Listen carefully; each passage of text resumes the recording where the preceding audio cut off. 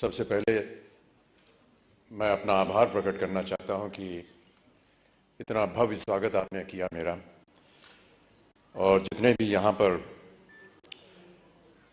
लोगों ने आकर के अपने भावनाओं को व्यक्त किया, उन्होंने बहुत सी अच्छी अच्छी बातें कही मेरे लिए। मैं अपने आप को इस लायक नहीं समझता हूँ, लेकिन उन सबको मैं अपनी ओर से अनेक अनेक धन्यवाद देता हूँ।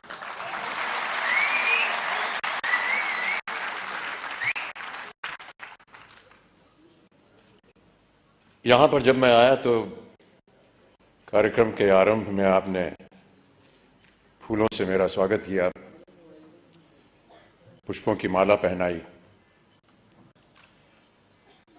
और मैं ऐसा मानता हूं कि ये जो पुष्पों की माला आपने मेरे गले में डाली, उसे मैं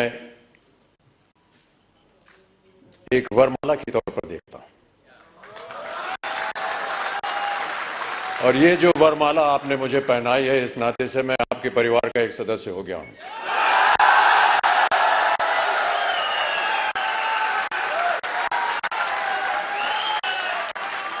आरसीएम के परिवार अब मेरा परिवार भी है। और जितने भी वादे जिन लोगों को आज यहाँ पुरस्कृत किया गया, और जितने भी यहाँ पर सज्जन पुरुष आए हैं, जितनी भी मेहनत आप कर रहे हैं, मैं ये वादा करता हूं कि उतनी ही मेहनत मैं भी करूंगा,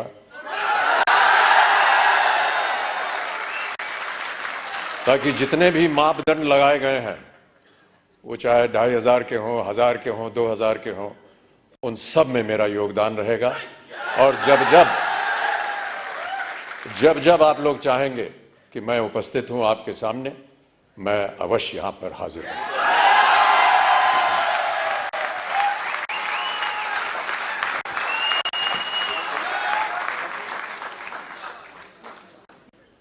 बहुत सारी भूमिका लिख करके मुझे दी गई थी यहां आने से पहले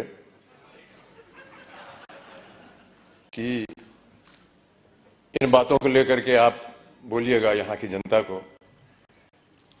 वो कागज है मेरे पास, लेकिन मुझे लगता है कि वो कागज मनोज जी के लिए बनाया गया था, वहां से गायब करके मेरे पास आ गया। फिर भी मैं ऐसा मानता हूं कि उसकी आवश्यकता नहीं पड़ेगी। मुझसे कहा गया था कि जितने भी यहाँ पर लोग हैं, उन सबको प्रोत्साहित करने के लिए कुछ शब्द आप बोल दीजिए। मेरा ऐसा मानना है कि किन शब्दों में आपको प्रोत्साहित करूं? सर, आप एक बार जय आरसीएम बोल दीजिए। जय आरसीएम।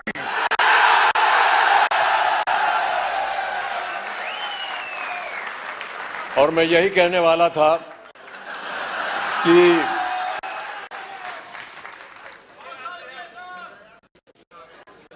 जो आपको प्रोत्साहित करने वाले हैं, वो आपके सामने यहां मौजूद हैं, त्रिलोकचंद जी। ये जीते जागते उदाहरण है इस कंपनी के, और जितने भी लोग इसके साथ संलग्न हैं।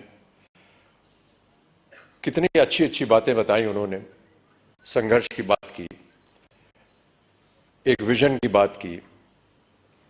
बहुत कम लोग ऐसे होते हैं विश्व में जो दूरदर्शी होते हैं, और मेरी नजर में जो लोग दूरदर्शी होते हैं, उनका सम्मान नहीं करना चाहिए, उन्हें ईश्वर जैसा मानना चाहिए। हम और आप तो शायद नहीं देख पाएंगे कि कल क्या होगा, लेकिन इनकी नजर में होता है, और वो देख पाते हैं कि आगे आने वाले दिन कैसे होने वाले हैं। तो इनको एक ईश्वर का दर्जा दिया जाता है।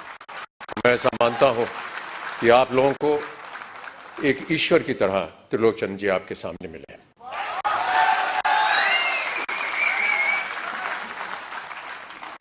यहां आने के बाद कुछ क्षण मैं उनके साथ यहां वेटिंग रूम में बिता रहा था, और बहुत सारी बातें की हम दोनों ने। और उन्होंने बात बताई कि कुछ संकट हुए उनके जीवन में। तो संकट हम सबके जीवन में होता है, और बहुत अच्छी बात कही उन्होंने कहा कि जब तक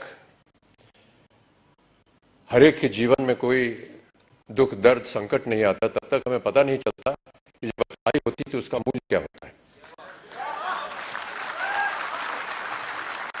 और मैं इस बात को भी मानता रहा हूं क्योंकि मेरे जीवन में भी कई ऐसे क्षण आए जहां पर मुझे संघर्ष करना पड़ा। कई बार हताश होकर के मैं पूज्य बाबूजी से, जब वो जीवित थे, तो उनके सामने जाकर के कहता था कि बाबूजी जीवन में संघर्ष बड़ा है। तो उन्होंने बहुत अच्छी बात बताई। उन्होंने कहा कि बेटा जब तक जीवन है तब तक संघर्ष है।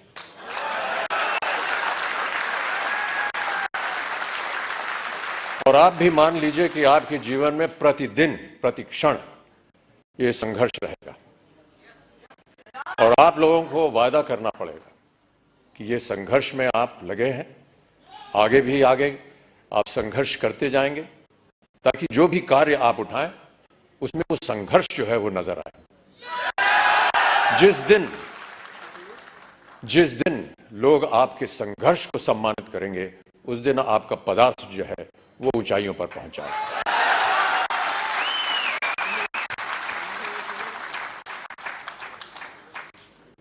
माता पिता का सम्मान करना हमारी संस्कृति रही है भारत में और हम सब हमेशा उनकी बातों को याद रखते हैं।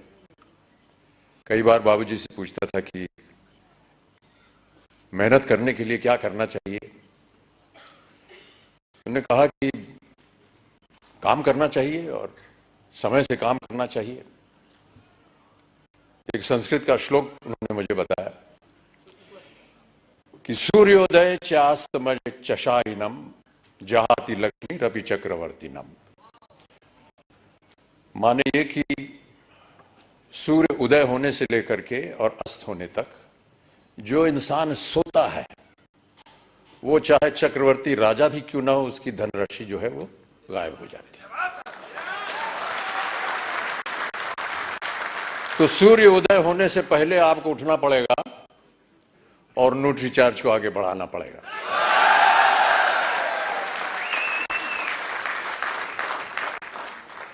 हनुमान जी की एक कथा है। हनुमान जी ने कहा था कि ईश्वर से कि हमको शिक्षा प्राप्त करनी है, ज्ञान प्राप्त करना है, क्या किया जाए, किसके पास जाए। उनसे बताया गया कि आप सूर्य के पास जाइए। सूर्य देवता जो है वो ज्ञान का भंडार है, उनके पास आप जाएंगे तो वो आपको ज्ञान दे सकेंगे। तो हनुमान जी गए सूर्य देवता के पास। तो सूर्य देवता ने कहा भैया मैं तो चलायमान हूं, चलता रहता हूं, कैसे तुमको शिक्षा दूंगा मैं। तो हनुमान जी ने कहा कि आप ज्ञान मुझे देते जाइए और चलते रहिए, मैं आपके सामने उल्टा होकर के चलूंगा।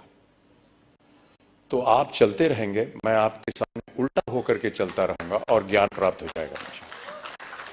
कहने का तात्पर्य यह है कि सूर्य के आगे आपको चलना पड़ेगा, तभी जाकर के आपको ज्ञान प्राप्त होगा, तभी आपका संघर्ष जो है वो सफल होगा।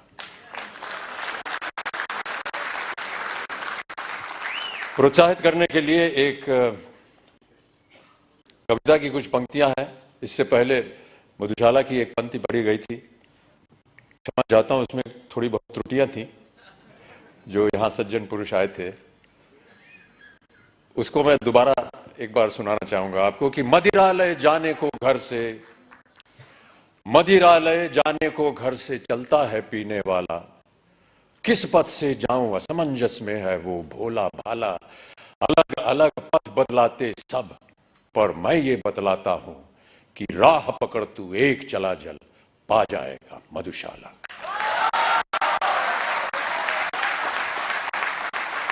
एक और बहुत सुंदर कविता है, उसके कुछ क्षण पढ़ देता हूं आपके लिए। यह है लहरों से डरकर नौका पार नहीं होती और कोशिश करने वालों की कभी हार नहीं होती।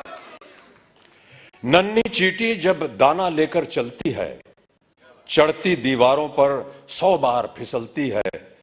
मन का विश्वास रगों में साहस भरता है, चढ़कर गिरना गिरकर चढ़ना न अखरता है। आखिर उसकी मेहनत बेकार नहीं होती, कोशिश करने वालों की कभी हार नहीं होती।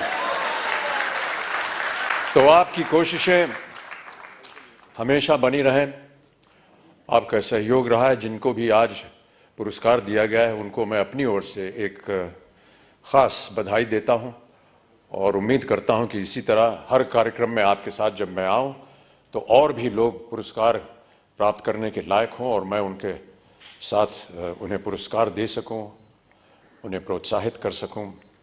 अंत में जाने से पहले बाबूजी की एक और कविता की कुछ पंक्तियां आपको सुनाना चाहूंगा। इस कविता का शीर्षक है अग्निपथ। अग्निपथ बाबूजी ने लिखी थी उस जमाने में जब भारत अपनी स्वतंत्रता के लिए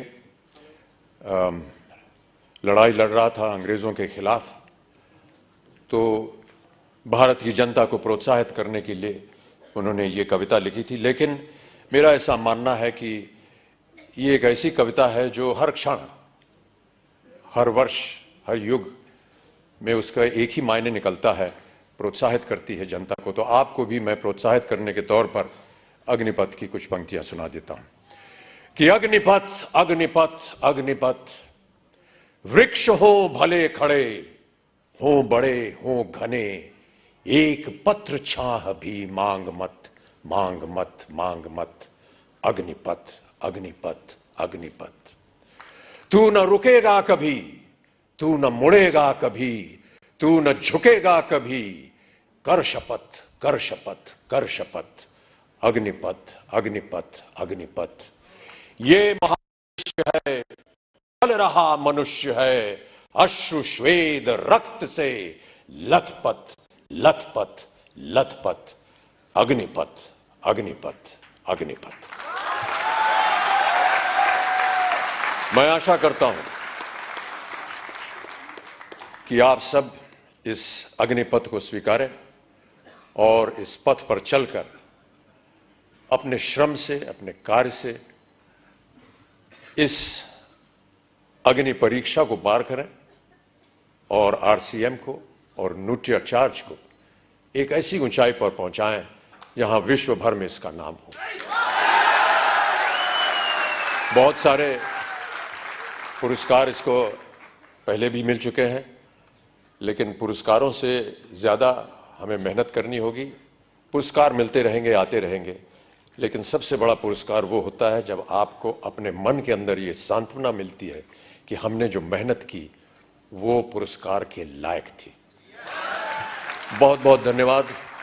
और जैसा कि मैंने कहा, अब मैं आपके परिवार का एक सदस्य हो गया हूं। कभी भी आप हमको बुलाएंगे तो मैं आपके सामने हाजिर होऊंगा और आपके साथ मिल करके न्यूट्रिचार्ज को आगे बढ़ाएंगे, आरसीएम को आगे बढ़ाएंगे। बहुत बहुत धन्यवाद।